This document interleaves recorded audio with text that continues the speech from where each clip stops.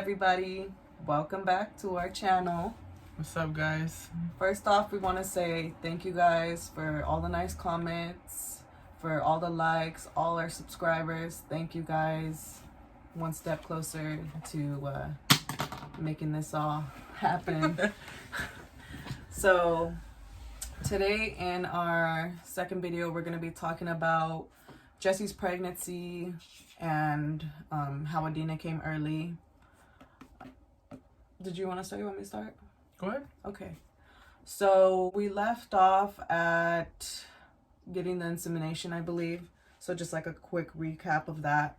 We went to LA. We stayed that night. The next morning we inseminated and then hit the road back, came back to San Jose. Hit the road back to San Jose.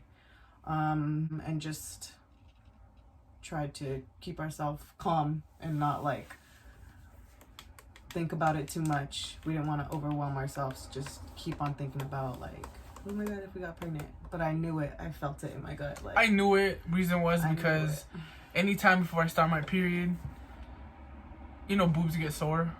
Mine were sore. Boobs get sore. And I never cramp like on my lower abdomen. And I was cramping since the next day after the insemination till I found out I was pregnant. And those are implantation signs. Cramps. Yeah, cramps. So, like, I don't know, just everything was happening. All the signs she was getting, everything that she was feeling like was I knew it. For us. I just knew it, but I didn't want to get excited, you know, just in case. You know, just in case we weren't in the... So whatever, let's fast forward. We get our first pregnancy test when? 13 days after insemination, which was November something. We Yeah. inseminated literally the day of Halloween. Mm-hmm. So 13 days after, which would be what? November 13th? Yeah. Yeah, that's when we found out, yeah. So the 13th, she took the little 2-line test. The first response, I think. Simple first response test. And she was like, okay, I'm going to take it. I'm going to get in the shower. I'm going to just let it sit. So I'm sitting there like hella nervous, like not even trying to think about it. And she's like, okay, hold on, let me tell you my story. Come in. So I'm sitting in the toilet, you know, pee, whatever, put the test in. I set it down on the counter, and I'm sitting there in the toilet like, damn, dude, I don't even want to look. Because, you know, I don't know what's going to happen. So I finally looked after like 2-3 minutes. And I seen a faint line, and I was like, no effing way, you know. So I jumped in the shower immediately, called her, and I was like, babe, you know, come in the bathroom. And I just let her see it. Anyways, yeah. So I come in, and yeah, the line was there. There was no joking. So she took another one when she got out. Line came back, but like real faint. So we just kind of, it was still early, you know, obviously. We just kind of like, we expected it because it's only 13 days into it. Maybe like a few days after that, we went to the ER. She got a blood test. No, it was actually that day. Was it that day? That day we took the test. I wanted to be sure, you know. So we went to the ER, took blood test, and yeah came out. They were like, you're very, very, very early, but your signs are already showing. Like your HCG lines are showing, and everything. So we were like, okay. We tried to hold back, but we were like, you know what? We went and got onesies made, like we said in the last video, and we just, our parents basically, and then we waited to tell everybody else. We didn't want to jinx it too much, but like from our family, we couldn't withhold it, so we went ahead and told them like right away, like it's positive, you know. We showed them and everything. So during my pregnancy, it was I had it easy. Didn't get morning sickness, one of them, thank God, because I hate throwing up. She got Oscar like she was like, she felt like she was gonna throw up, but she never got sick. You never got sick. I only got sick like twice, but it was at nighttime, and that was horrible. But I did get sick a lot during my pregnancy. Sick as in like sore throat, you know, like bad cough. I don't know, and it was bad. And you know, when you're pregnant, you can't take nothing, no medicine or nothing. So it was horrible. Can't even drink tea because it has caffeine and all that. You gotta watch out what you drink and stuff. She was sick all the time, like coughing all the time, runny nose, like, which are some symptoms of being pregnant, but it was just a cold. It was the baby taking my superpowers. That's what I tell everybody. Yeah. She was taking all her superpowers. Now I'm blind, I can't even see. Now she needs glasses, but she never wears them. Only at night times when I need them. But so yeah, she had it easy. Yeah, I had it pretty really easy. One thing I did crave was chili. Like, everything had to be chili. And like my family started scaring me because, you know, Latinos, they start saying like, oh, if you eat too much chili, the baby's gonna be born with rashes, and well, obviously, you know, it scares you, but I love chili. And there's a saying too, like they say like if you eat a lot of chili, it could be a boy. Yeah. And to be honest, at first I did want a boy, but to be honest, at the end of the day, it was whatever came, you know, as long as it was healthy. And yeah, I did too. I wanted a boy, but I had a feeling it was gonna be a girl. Yeah. And it was trippy. So get this, like, so we fast forward again to so we planned out our gender reveal. Everything's planned out, whatever, like, we're waiting for the day. So the day before the gender reveal, she wakes up and she's like, babe, I had a dream last night. It was and a girl. Like, what? She was like, it was a girl. And I don't know, you said like you seen her, right? No, so before I got pregnant or anything, like when me and her first got together, I was always having dreams. It was always a girl that me having a baby.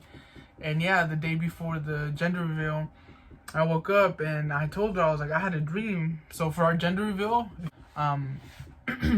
we did like a box that says, you know, boy or girl, and inside we gave the lady the envelope, and she knew what the baby was. Nobody knew. So, you know, you open it, you pull the string, and there it is.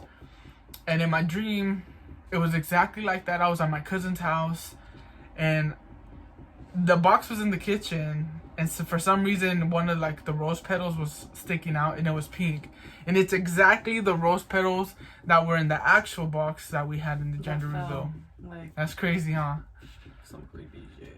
Yeah. But yeah, she said that, and like maybe like a few weeks before that, I had a dream of a girl too. Mm-hmm. But I didn't say anything. I kept everything to myself because I'm not gonna jinx anything, and whatever comes.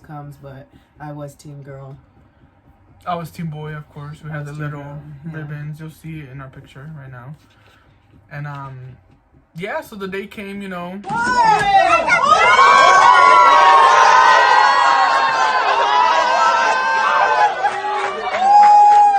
Too, so you guys could check it out how it all went. So yes, ended up being a girl. You know, we're happy, we're crying. You know, we ended up renting a place at Round Table. Just a small room. Yeah, maximum people in that room. The party room was 40 to 50, and we legit did not even fit anymore. We did not expect everybody to show up. We really didn't, because, you know, a lot of people don't show up at the end, but everybody came, except maybe like 1 or 2 people. That was it. Yeah, a lot of people came. Turned out to be really good. Turned out to be really, really great. I loved the piñata that we got made. Like, it was so cute. We have the same lady that makes all of our piñatas for like for birthdays, and she just so happened to arts and crafts. She does all that, and it's nice. Like for my birthday, I got a piñata. It was a crown, customized black and gold. Beautiful. Beautiful. But yeah, so now we're fast forwarding to just being admitted to the hospital. So yes, after the gender reveal, maybe a few weeks later, I started having spotting, and I had just had my doctor's appointment a few days prior to that. And, you know, it's the appointment where they talk to you about how big your baby's growing, how big it is. They actually show you like a little baby doll, you know, and all that, and to watch out for all these signs because you're so-and-so, you know, just to be cautious. And yeah, how funny it is that a few days after that appointment, I started spotting. But what was weird to me was I was only spotting like during 7 p.m. at nighttime, and then it would go away. But it continued for about 2 days. I told my wife, you know, I was like, you know, I'm kind of worried because, I mean, yeah, they say you can still bleed, you know, kind of like a period, but it's scary. You never know. So ended up telling her. She goes, well, you know what? She told me it was fine. You know, we're fine. Yeah, so I thought it was normal. You know, I believed her. And then the third day kept going on and going on to the fourth. Yeah, the third day I was already like, maybe like Monday first thing. Yeah, so Monday came. I still had it. Continued to Tuesday, and after work I was like, you know what? I can't. Like, we gotta go because I'm scared. I just had like a gut feeling, you know. So I called my OB, whatever, and she was like, you know, I can't see you right now.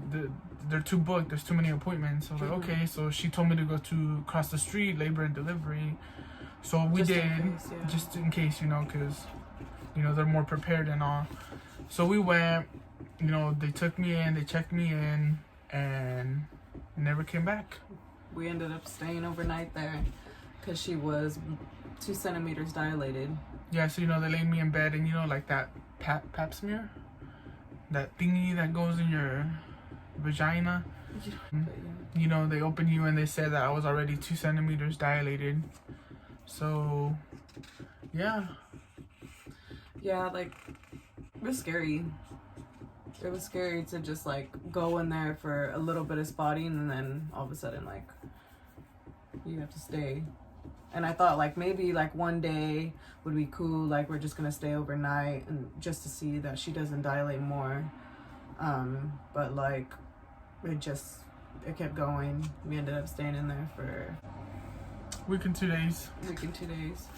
Yeah, I was on bed rest, and I couldn't even get up to go to the bathroom. I literally had to pee in a bucket. It sucked. So the way that it happened after she had it and she was 2 centimeters, they had us stay, and then they were gonna try to see if they could maybe give her a cerclage, where they stitch you up inside, where you're opening. They stitch it up with a few stitches. It's because the baby sack was like coming out a little bit. Yeah, the water sac was coming out, so that's the reason they had me lay in bed, to see if somehow the sac would kind of go back inside, and then they would try to put like 2 stitches in there to try to hold it in.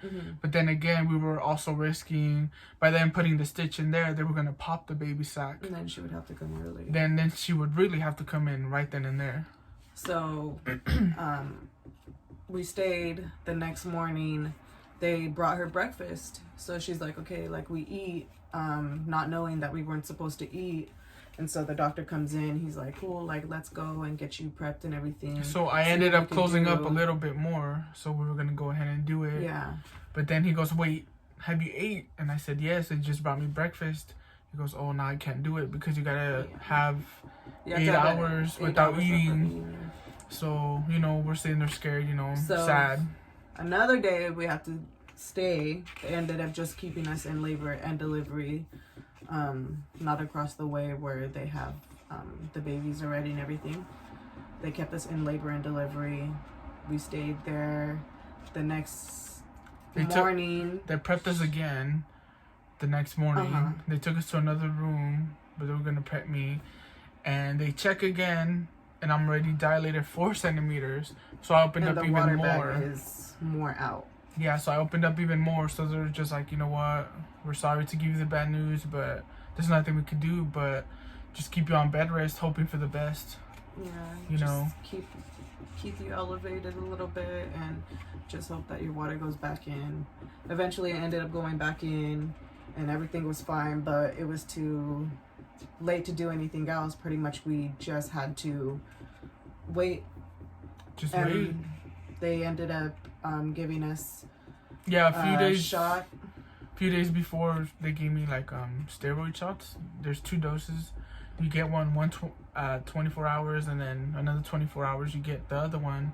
It's just a shot right here, like in your butt cheeks, and I guess somehow that goes through your bloodstream to the baby, for her lungs to develop a little faster in case she does come. and brain development, mm-hmm. And to prevent like gestation problems, any head bleeds, it prevents. And let me remind you guys. Sorry, we forgot to mention the baby at this point. She is only like 23 weeks, 23 weeker. 22 weeks. No, 23. 23. Once we had just completed shots. 23 weeks from what we knew, from our math in our head, you know. And after you get those 2 shots, you wait 72 hours. But in those 72 hours, the doctors are monitoring like your stomach, like the baby's heartbeat, making sure the baby's not in distress. Because if the baby is in distress, they immediately have to take the baby out. Which luckily, thankfully, the baby lasted the 72 hours. Quiet as a mouse. No, could barely detect her because she was like jumping around in there. Yeah, she was literally active, jumping around in her stomach. Yeah, so Monday came. No, sorry, Sunday night. I started feeling, I was constipated. There's a lot of medicine going in me. Excuse me. I started feeling like cramps, like very bad cramps. My back's hurting, like my lower back, and I get this pain like every 5 to 10 minutes, and I'm tired, you know, I'm drained, I'm sad, you know, we're sad, and I'm laying there falling asleep, comfortable, and then out of nowhere it just hits me again, and I'm like, I don't, something doesn't feel right, but the baby, the heartbeat, like everything's fine, you know, and I start telling my wife, you know, like I'm saying I have to poop because I think it's because I'm constipated, but and this is like early in the morning, probably like 6 or 7 in the morning. Yeah, so around 7 morning came. I told her, I was like, can you walk with me to the bathroom? The bathroom's inside the room, you know, not far. She went with me, and you know, I did my business, but no poop, just pee. And I felt something on my leg, and it was like this big old like booger.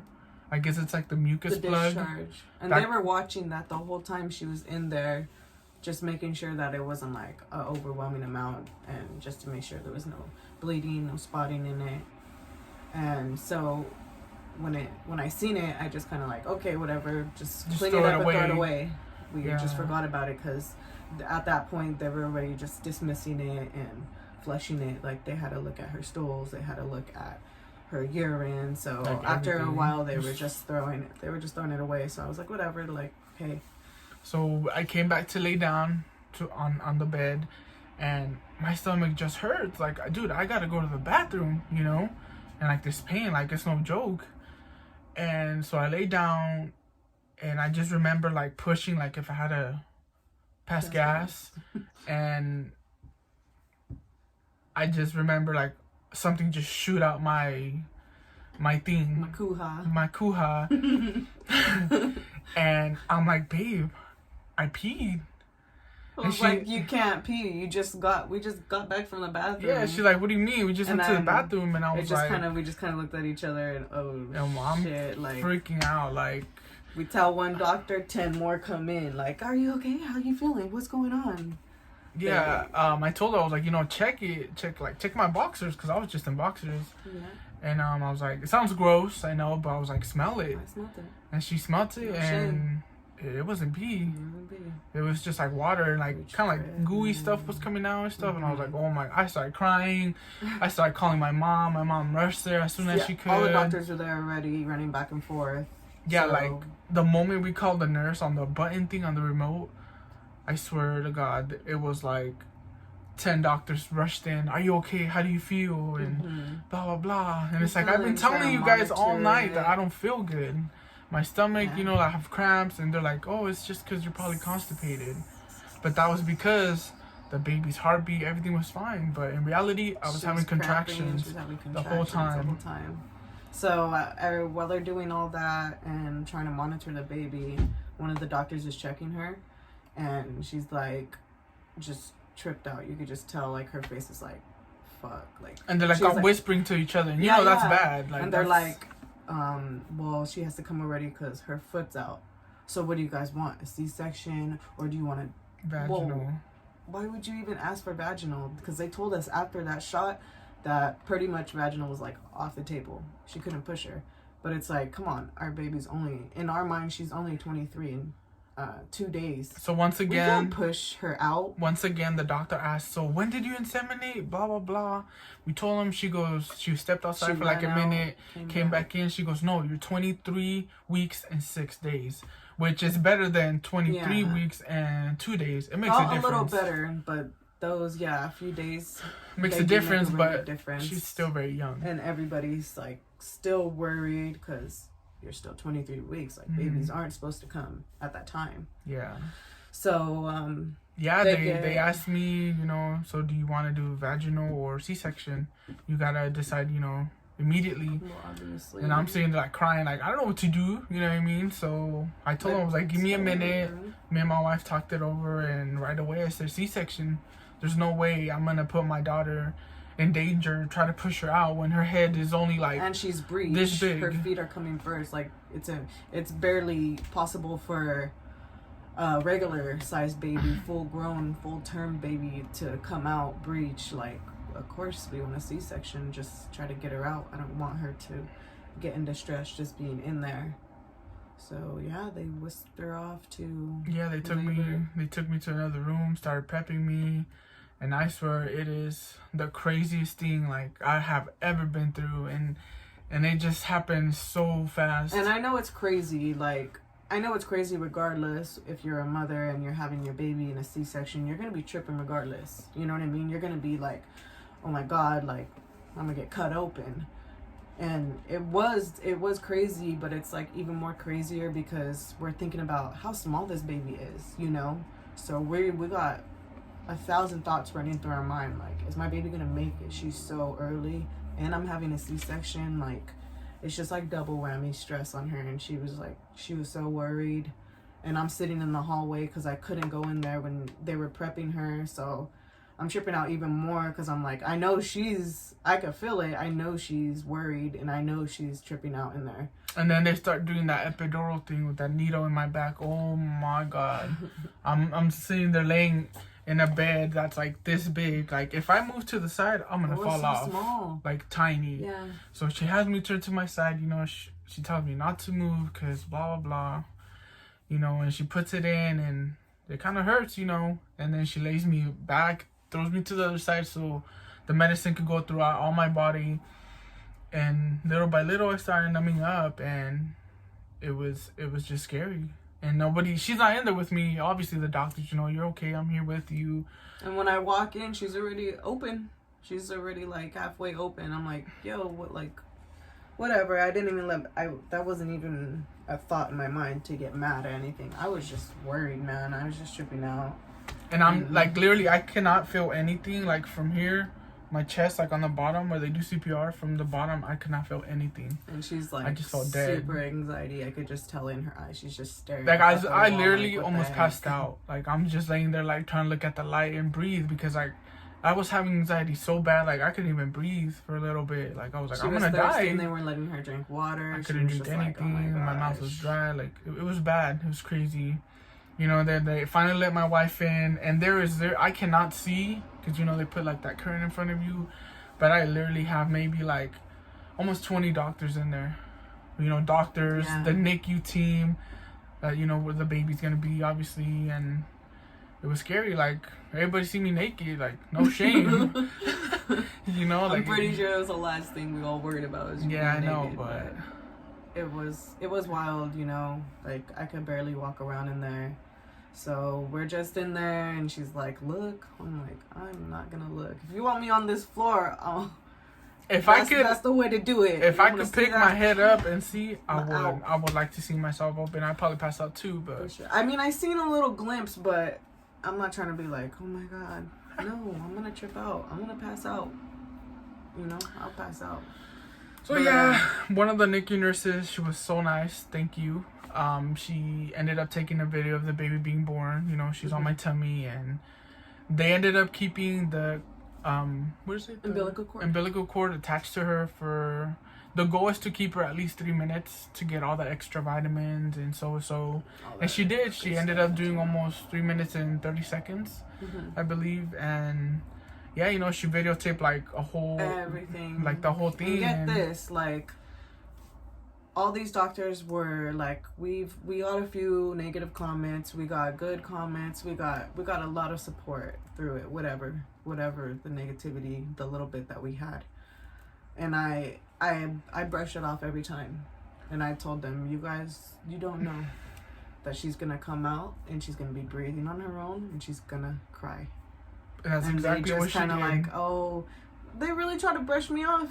And what did she do? She cried right away. She breathed on her own right away, her first breath of air. It was amazing. And I knew it. They were just like, oh my God, she's crying. She's breathing on her own. I was like, I told you guys. They just kind of whisked her off. I went and I took like the first picture of her, which is this one. And then they just like getting her ready to sew her up and do whatever they had to do. I sat there, just paid attention to everything. I was watching them do everything to her. And then eventually they took her to her room where she was gonna be. And while they were doing that, I just told Jess, like, I'm gonna go be with her, And I'm so scared. Yeah. She's like, just go see her, go be with her. After they took the baby, they're over there, cause it's like a whole big room, but there's like a wall, so they had the baby in the other room, like in the incubator and all that. They're doing whatever they're doing, and they tell me, oh, we're gonna put you in another room, and I'm telling Janelle to go be with the baby, because she's tiny, anything could happen, Yeah. And she's not calling me, like, I don't have a phone, I don't have anything, and I'm just sitting there in the room, like, dehydrated, with the nurse giving me a little bit of water when she can. And she didn't come back for, like, over an hour, and I'm like, dude, like, I don't have a phone, like, there's no way for me to go call her. I'm in the NICU with the baby, watching everything that they're doing, and I'm like, I guess I zoned out. Like, it was happening so fast, I didn't know that hour passed without me telling her anything. Because I was just focused, and they were so nice. They were telling me everything that they were doing, everything that they were giving her, like, and just like, just telling us how amazing it is. Like, look at her, It passed so fast, and then I guess an hour later, I eventually went over there, and so they ended up letting my mom pass through. She was with me, shared a few tears, because she wasn't able to make it. And anyways, they only allowed one person to be in the room with me, which was my wife. And they took me to another room, told me to pack all my stuff because they were going to take us to the MICC, is where they put the mothers after they give birth. And automatically, like, the pain started kicking in, the medicine started wearing off, and I could not believe it. I had to get up to go to the bathroom, and I don't know how I did it. Like, today I sit there and think about it. Oh my God. Like, I stood up, and I swear I felt like my guts were gonna come out. Like, it's crazy. Like, now I fucking, like, praise my mom. Like, how she had us. Like, any mom, like, it's crazy that my mom did that for me, did that for you, did that for all of you. It's crazy, but it's an amazing thing. And like I said in the other video, I would love to do it again. It just would be scary, because she was micro-preemie. But this time, like, the doctors are on it, They're like, next time you get pregnant, you're gonna be in here every week. We're gonna keep track of you. We're gonna look at every little thing. Like, we got all our doctors on it, and they're amazing, dude. Like, Valley Med is super amazing. I can't even explain everything. Santa Clara Valley Medical Center, they are the best. And they have the level 3 NICU, which the best I did not NICU. know. At first, I kind of doubted it because it looks ghetto from outside. I'm not gonna lie, but I heard their NICU was good the whole time. She was iffy about it all because you hear stories, and I mean, you never know until you're actually in the situation.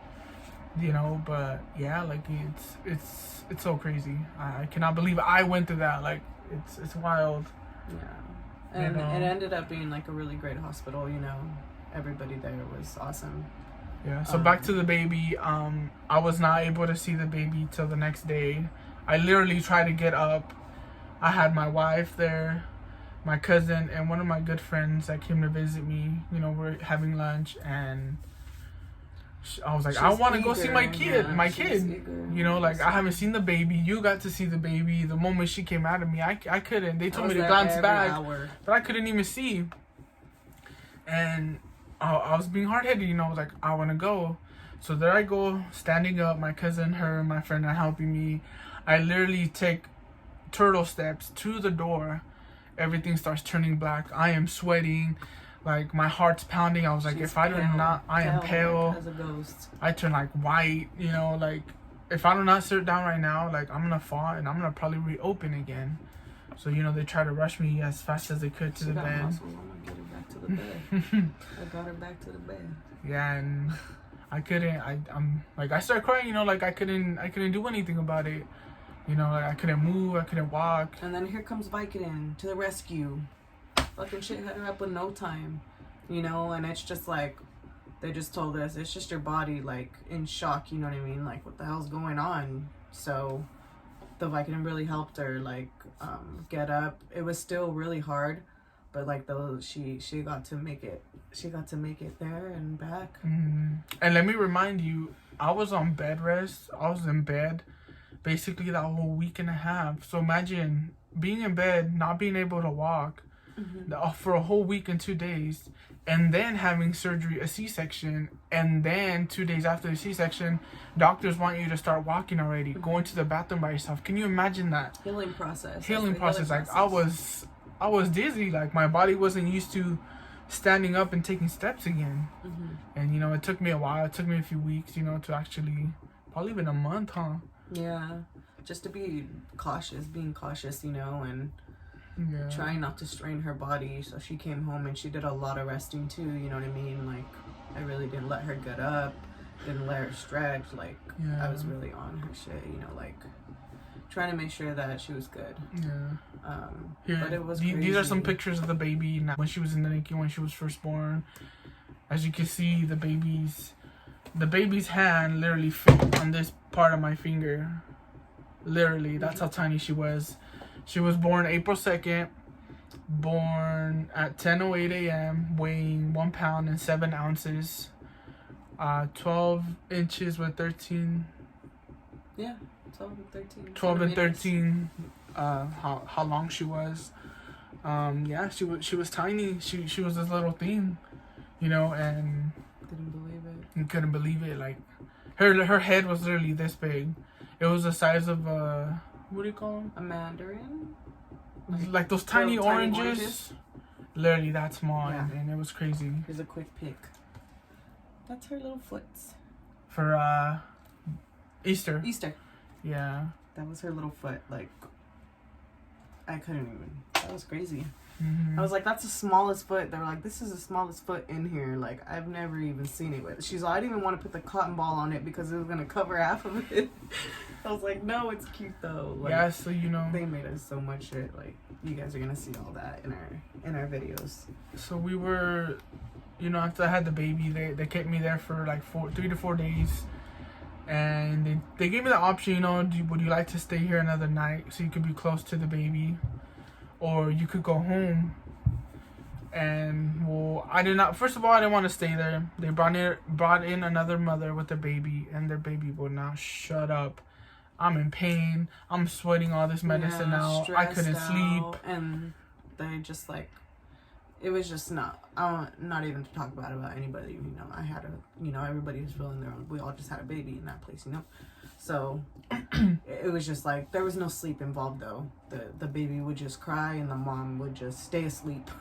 Nurses would have to come in and out like, you have to take care of the baby. So we're like, she was just not having it. She wanted to stay, but like we were just deprived of sleep being in there for that whole week and a half, you know. Like, yes. Me, I wasn't even sleeping on the beds. I was on chairs the whole time and recliners, and some rooms didn't even have recliners. So like, we were just exhausted. We just wanted to be in our bed, but at the same time we were just like, oh, like, do we really want to leave the baby? But either way we would have to. So we just decided to go home. And it was really tough, you know, seeing all these mothers with their babies, pushing them around in those little carts. Yeah. You know, they give them to you in, and us. I mean, our daughter's down the hall in the NICU. Mm-hmm. You know, and it was really hard. You know, the moment we got home, you know, broke down. You know, we went through hard. it. It was really hard. You know, Just being here and feeling like alone, like we came home empty-handed. You You don't know, have. You just had a baby. The baby should be here, but you know, we just were with each other through that, and we were at the NICU every day, every night, single day, every day and every night. And any minute that we were free, she gets off of work, we're straight there. After I get off of work, we're straight there, like every day for the whole 3.5 months she was in there. yeah. And the doctor's just like, you guys are amazing, like being here with the baby every day and learning everything, you know what I mean? She's gonna know you guys so well from you guys just being here every day. And it was a crazy experience, and we learned so much being in that hospital every day, and we knew how to take care of our daughter just as well as the doctors did. They told us we might as well go and become doctors. Yeah. And like it just, we made so many friends, we made so much family there, you know. Yeah, that's really our second family, you know. Yeah. Without them, without this new technology, like, our daughter wouldn't be here. Yeah, you know what I mean? She's very lucky, and she loves all of them. She sees all of them till this day. They're involved in everything that we do. Anything that we do, we send pictures. We keep in touch all the time. Go and stop by. Like, it was crazy. It was a crazy 3.5 months, you know, but it was like all worth it, you know. It was all worth it, seeing her grow before our eyes. And one thing that was really cool about the NICU is they have these rooms. They normally use them for the couples to room in with the babies when they're about to go home. But for us, which I'm pretty sure it's for anybody that has a baby in the NICU, if you call and you ask for the room and it's available, they let you stay the night. Yeah. Which is so awesome because you're literally down the hall from the baby, you know. Yeah. The beds suck, but we did it for like maybe the first 3 weeks, the first 2 weeks, like every time we could get a room, we were in there, you know, we were staying there. And then like eventually it was like, really, these beds are we can't do it. So we ended up just going home. And eventually we just didn't feel so like empty, you know. We like literally we were there every day, that the nurses got to a point that they were like, go ahead and go get some free time. The baby will be here. You guys could call anytime. One day we didn't go. When they told us that, we took 1 day off and we were back that night. Like, yeah, at least we had to go say goodnight or something because like it did not feel right. I was like, I can't. Like, you know, we didn't know what to do. We were just sitting here like twiddling our thumbs, like, what the fuck are you doing? Yeah, like family would be like, oh, let's go have a carne asada, and it's like I literally cannot be no more than 30 minutes away from my daughter. Yeah. Like, if anything happens, and if we're home, we're calling every 2-3 hours. Yeah. After we know she got changed and fed, we call, how is she doing? What is she doing? If she has like an episode where her stats fall or something, they call us like, hey, she had a little episode and she's fine, or we would just be there right away. You know what I mean? Just knowing,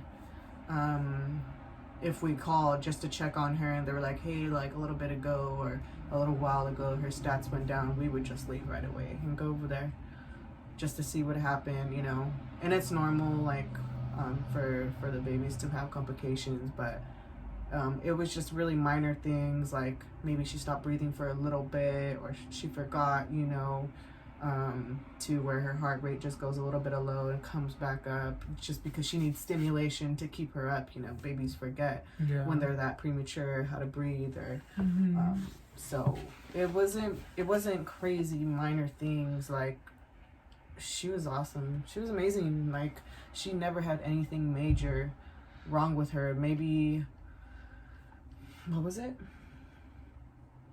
There's something when they're first born and they take their first breath of air. Oh, I know. I forgot the So when you're born, basically your heart has like a little hole, and Yeah. the moment you take your first breath after you're When born, you're first born. it closes. And since she was so preemie, hers didn't close, so that caused her to get so much air in her tummy.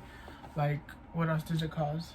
It just causes like air in the stomach and air in the lungs, I believe. It makes like water build up in your lungs, which is not good. Yeah. You know. But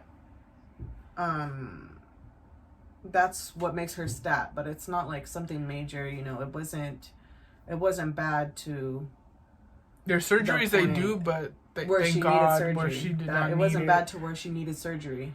So it was just little minor stats there, here and there, you know, and we just learned to know that it's not major, you know, like it wasn't getting bigger, it wasn't not closing, it was closing slowly, you know, and that's really the only problem she had. And having to be under the blue light, she was just amazing, dude. Like, she didn't have to be incubated or nothing. She just needed to be in the thing to keep her warm. She was and a little bit of she pressure. was in an incubator, but she didn't need like to be intubated, like blood the transfusion, tube down her throat, like none of that. She just needed the oxygen, you know. She just needed a little bit of pressure and a little bit of oxygen, and she was awesome, man. Yeah, she was there for 3 months and 16 days. Mm-hmm. It was the longest. Every day, my parents be like, "When is she coming home?" And it's stressful, you know. Like I never. And they always told us like one thing, and she would do another. Okay, she's not gonna go home until she's. Were they trying to say she was gonna be at least 6? As a matter of fact, she ended up, babies that are normally born like that and make it all the way through, they normally are there for at least 4 months and up. Our daughter didn't even last her 4 months. It was 3 months and literally 16 days. She was born April 2nd, came home July 16th. That's how awesome she is. Mm-hmm. And they could not believe it. She learned how to breathe fast. And there would always be like, okay, we're probably gonna try to switch her to the high flow around this age, which was like a month after, you know, from what they were telling us. 2 weeks, 2 weeks, a week later, she got the high flow on. Crazy, huh? They tell us she's gonna be eating within 2 months.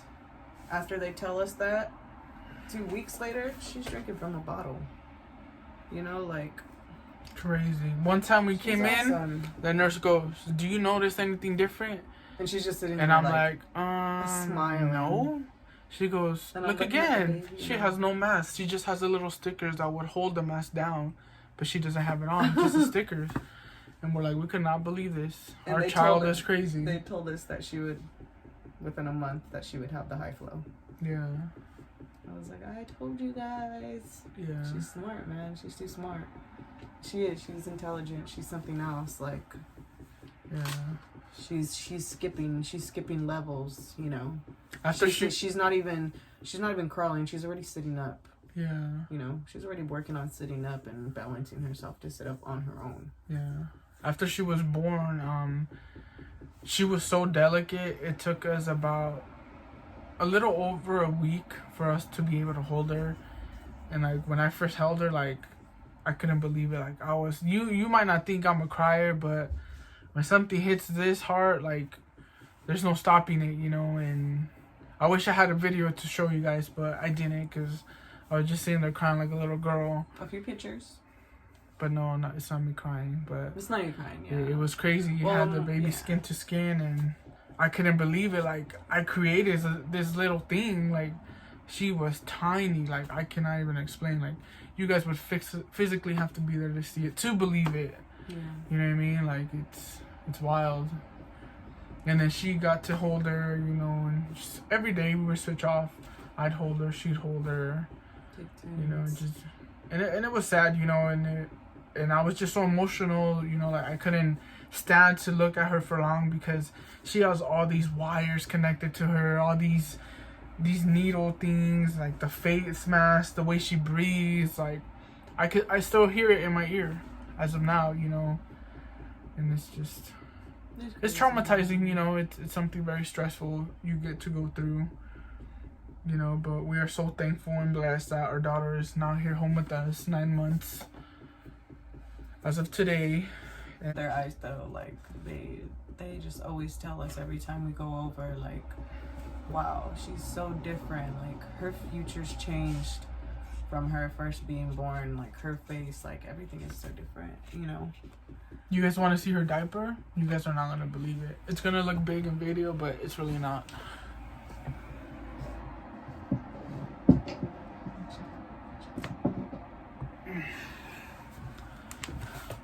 So this is, they have what is it called at the NICU?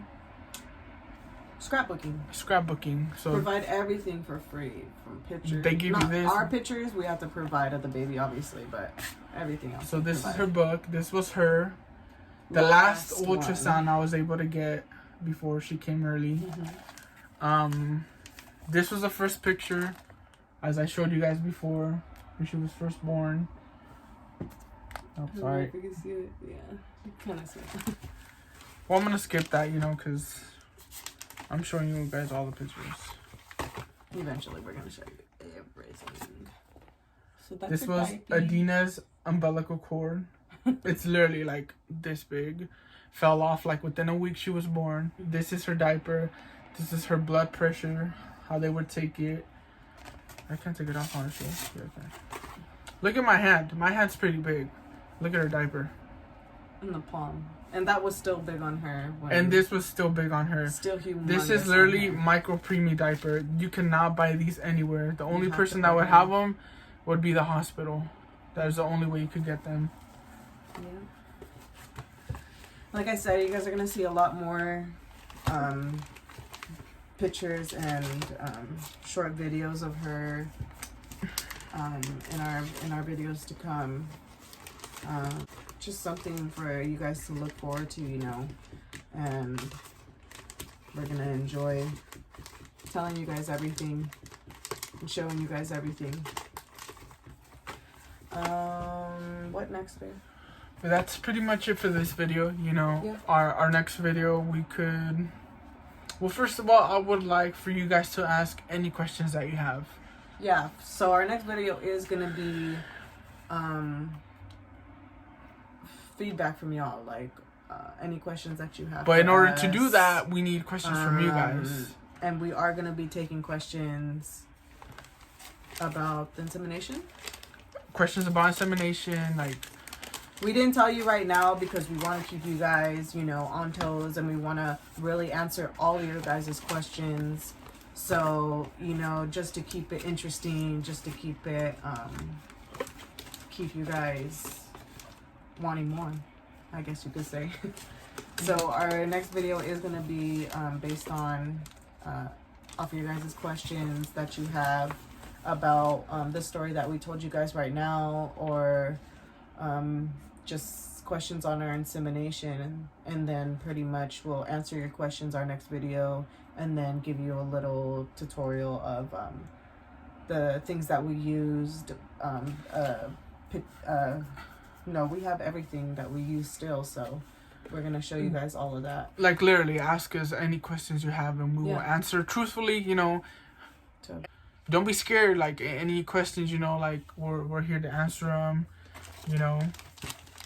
Yeah, anything you have. Anything. Don't be scared, you know. Don't be shy. As long as you're not rude about it and you're respectful, you know, obviously.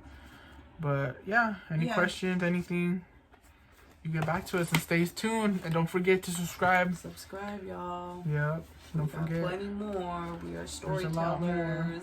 Yeah. Thank you guys again, like I said, for all the people that subscribe, for all the nice comments, for all the great love and support. Thank y'all. Love and support. We love y'all. Next video too, we'll be showing our daughter. You know, you guys are gonna see the progress, how she is now. For the people that haven't seen her, the people that don't really know us, you know, you're just meeting us. Yeah, you know. Stay tuned. Subscribe though, you know. Subscribe, y'all. You guys have a good one. Thank y'all. Love y'all. Peace Take care. out.